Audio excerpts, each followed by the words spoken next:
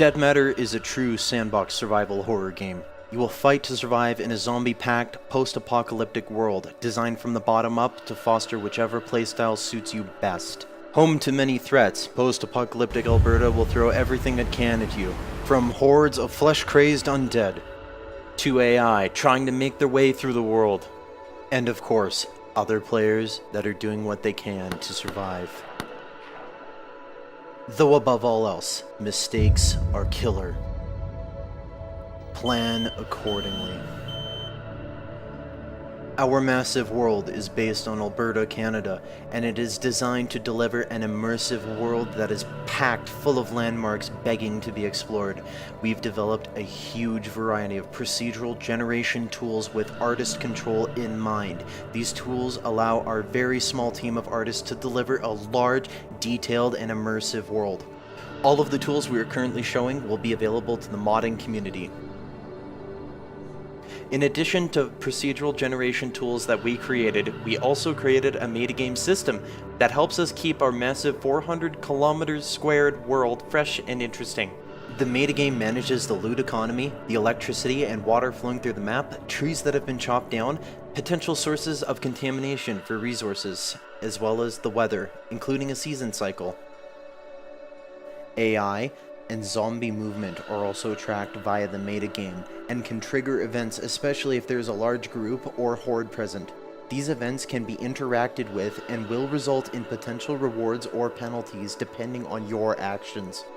Our largest design goal is replayability. Experienced players, especially those that enjoy the PvE and cooperative elements of our game, will find every session to be different from the last. This is important because we want to play our game too. There is also a variety of buildings that you can choose to reclaim in order to aid your long-term survival. This quiet, unassuming suburban home is our first example of a building that you can reclaim. That, yes, you can move furniture around, you can place lights, lanterns, generators, anything, even barricade your own windows the way that you want. It is your house. Though, no matter where you decide to stay, you'll be responsible for getting the power back up, getting some water barrels, as well as maybe setting up some furniture. Another option to choose from is a loot-filled industrial warehouse. This is for players that like to customize their gear, as well as build things. If you're more of a fan of driving things, then the gas station and auto repair shop is more for you. Like the vehicles you were looking at right now, all weapons in our game are customizable. Currently we have over 50 unique melee weapons and counting in our game. This does not include any reskins or lazy edits of existing models. Every weapon will also be modifiable. The baseball bat and the machete are the best examples of where we would like to take this concept. We need your help to get a polished, playable alpha version of our game onto Steam within the next 6 months.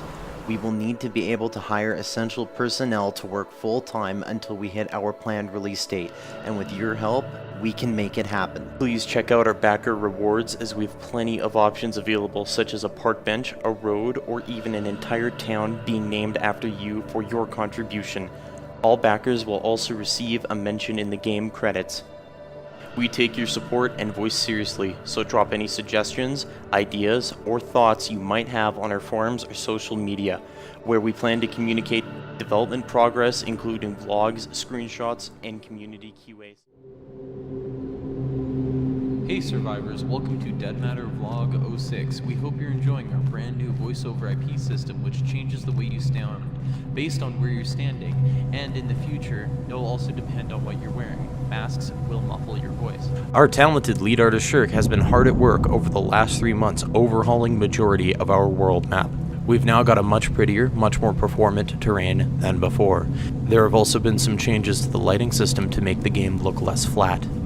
Shirk has also replaced some foliage that was once a placeholder. Now all of our foliage is made fully in-house, and it looks a lot better than what we had before.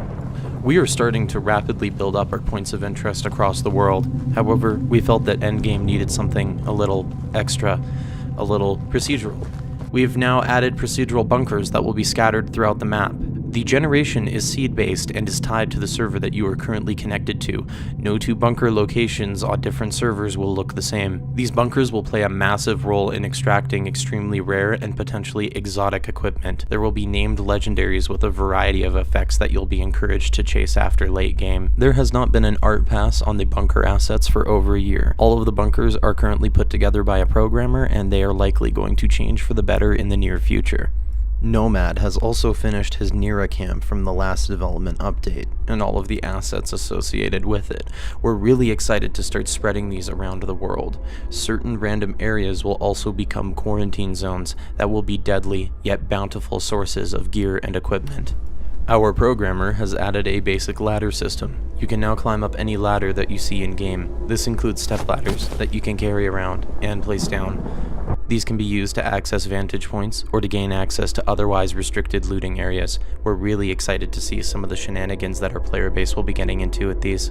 We've now got some new weapons. First up is the AKS-74U. This submachine gun is the little brother of the AK-74. It packs quite a punch and excels at close quarter combat.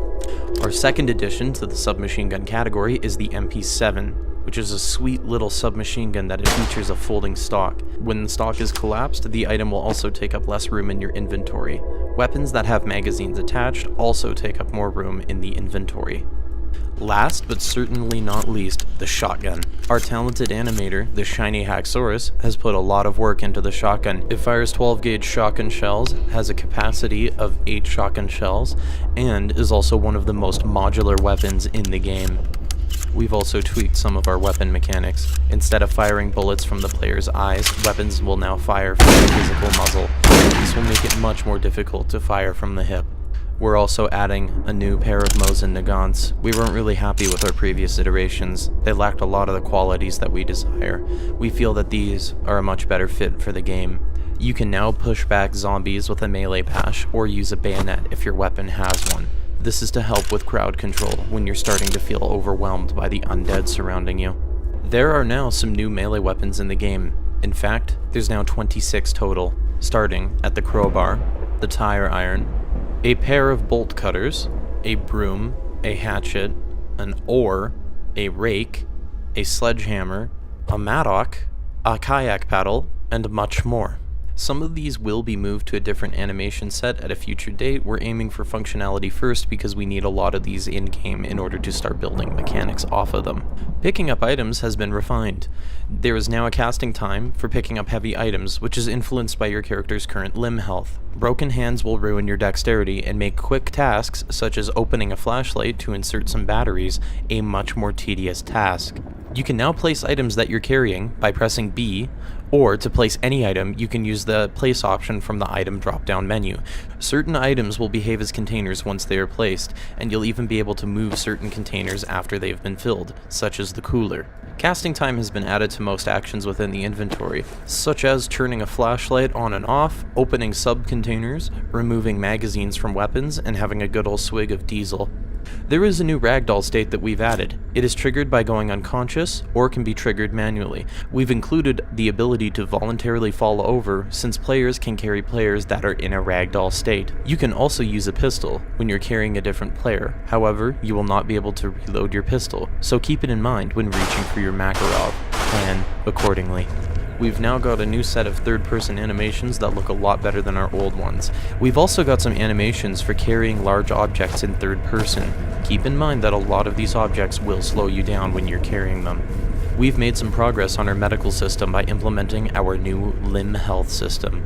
In Dead Matter, your limb health is currently separated from your blood, which currently acts as overall player health in Dead Matter.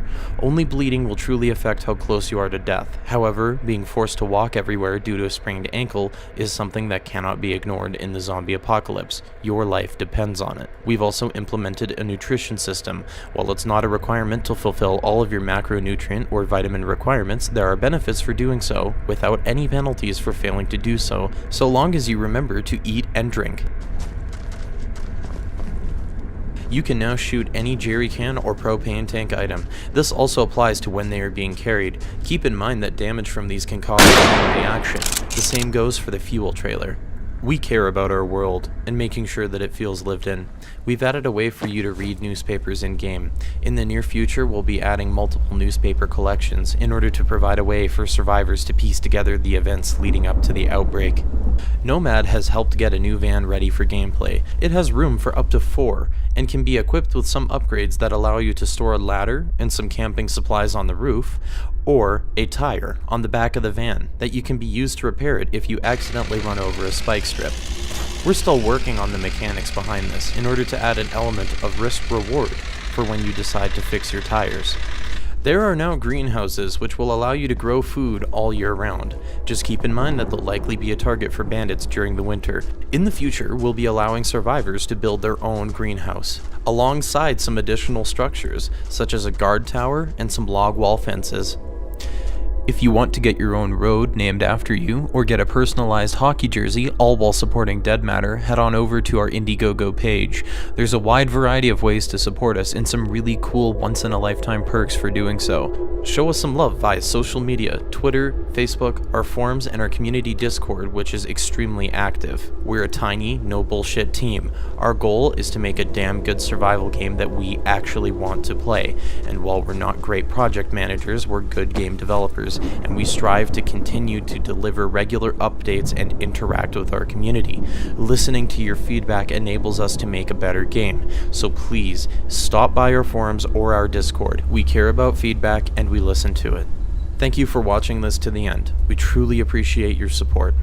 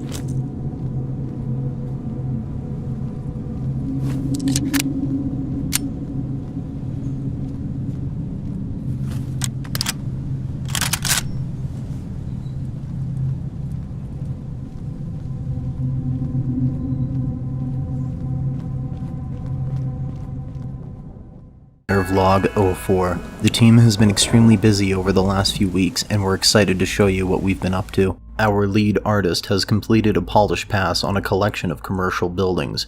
We've now got a pizzeria, complete with enough leftover ingredients to keep a group of survivors fed for a week. A clothing store, with plenty of clothes and no food at all. A mattress store, useful for single player and co-op where your survivor will be required to sleep. A dollar store, containing nutritionally poor food and a variety of cheap goods from China. A hardware store, containing a plethora of crafting supplies and other valuable loot. A hair salon, offering very little value, unless you decide to get creative and make use of some of the crafting ingredients that spawn here. A small grocery store, which provides access to a large quantity of food, if you're willing to eat with a target on your back. A bookstore, whether you're reading a book to enhance your character's ability or to improve their comfort.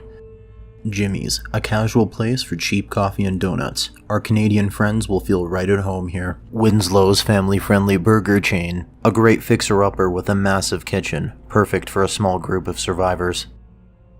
Size does matter. Dick's Diner. All three variations of this burger chain are now ready to be occupied by survivors. Safeway, our largest building in Dead Matter, has also received a polish pass. We hope you don't run into anyone else while you're exploring this massive supermarket. We love detail. Every commercial building in Dead Matter will have an employee-only area.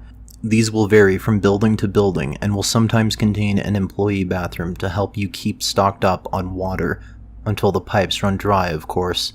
Plan accordingly. Nomad has also been chipping away at bringing some new props as well as some additional buildings into the game.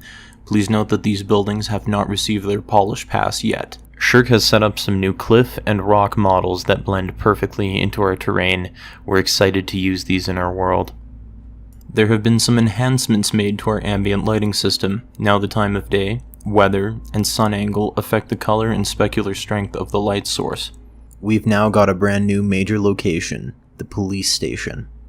It's the second largest building in Dead Matter, containing offices, cells, a vehicle garage, an armory, and an evidence locker. It's also our first commercial building with an underground section to it. Bring a flashlight in case the power goes out while you're down there. Our weapon movement now uses inertia. Using a weapon now feels much less floaty and much more responsive than before. Heavier weapons, such as the AKM, have more inertia. We've got a new batch of weapons implemented into the game. The G18C, a rare, late-game weapon that must be looted from a bunker. The rate of fire on this thing is downright scary.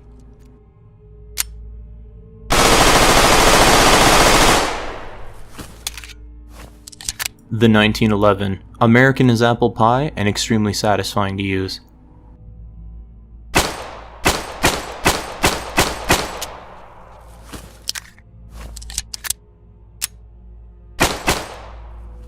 The Mosin Nagant, still a work in progress, but once completed it will be one of the best early game weapons you can get your hands on. We have a new GPU based gore system which looks great and is performance friendly. Even with a massive horde, our gore system chugs along without a single hitch. We've performed a pass on our entire user interface as well as our inventory system. Dragging and dropping items feels much more responsive than before. We've also implemented the first pass of our clothing system. These are using placeholder assets, and while these will be replaced soon, we felt that it was important to show off how we intend our clothing system to work. Giving players tools to navigate our world is really important to us. We've implemented a system for our artists to use that allows for quick and easy creation of highway signage. Every exit will have a unique number. Every overhead sign on the highway will contain useful information to help you navigate the world. We've even got a miner system that ensures all satellite dishes always point south. We reuse the system from the highway signage to generate random license plates for every car in Dead Matter. Firefights will now be a lot more intense. We've added leaning as well as a ballistics system. This system will accurately simulate bullet penetration and ricochet. This should lead to heightened intensity during gunfights. Thanks for checking out the latest Dead Matter development vlog. If you like what you've seen so far, you can back us on Indiegogo. Backing us via Indiegogo will allow you to access our alpha as soon as it's made available to backers. We are a tiny team and we are continually blown away by all of the support that you guys have showered us with. We thank you from the bottom of our hearts for making our vision a reality. We are a community-oriented development team, and if you want to get involved, I've dropped some links to our Discord server, our forums, and our social media pages. The rest of this video is just gameplay from about 2 weeks ago. There was a couple issues involving the rain particles, but it's mostly just a test of the atmosphere and mood. We hope that you enjoy it, and thank you again for watching our devlog.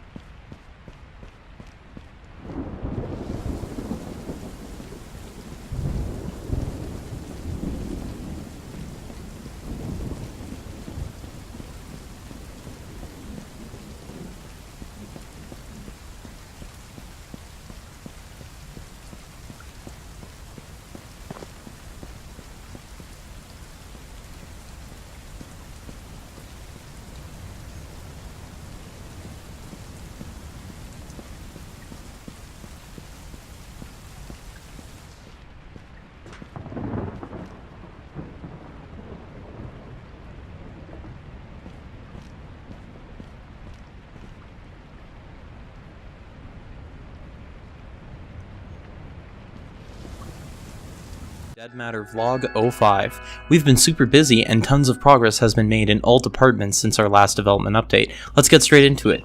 Our talented lead artist Shirk has created plenty of buildings since our last vlog.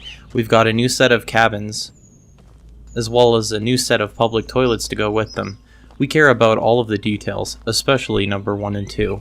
Shirk has also created some super awesome commercial warehouses. They're perfect if you're looking for some crafting supplies, or if you're looking for a medium-sized shelter for your group of survivors.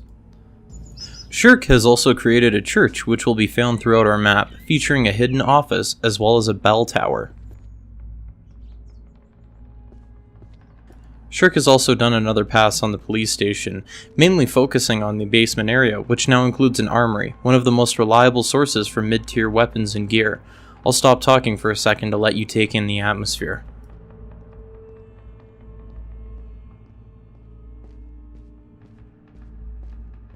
Nomad has created a Nira evacuation center. These will randomly pop up in different locations on different servers. They'll contain a plethora of medical supplies.